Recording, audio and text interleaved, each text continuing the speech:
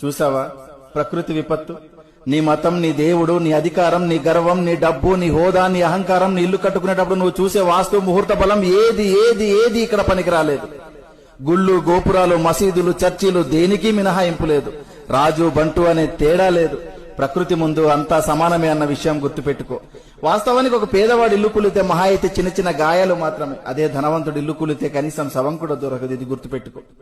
గట్టిగా బతికితే మహా అయితే 100 ఏళ్లు, అందులో రాత్రి రూపంలో 50 ఏళ్లు పోతుంది. మిగిలిన 50 ఏళ్లలో ఏమీ తెలియని పసితనం అంటే బాల్యంలో 10 ఏళ్లు గడిచిపోతుంది.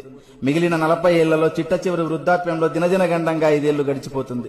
ఇంకా నీ కోసం మిగిలింది కేవలం 35 ఏళ్లు మాత్రమే. ఈ 35 ఏళ్లలోనే నీ చదువు, నీ సంపాదన, నీ కుటుంబ బాధ్యత, బంధాలు, బంధుత్వాలు అన్నీ చూసుకోవాలి. కాబట్టి జీవితం చాలా చిన్నది. ఇది తెలియక కులాలు, మతాలు, పార్టీలు అనే పగలు ప్రతీకారాలతో రగిలిపోతున్నారు. ఇది వద్దు.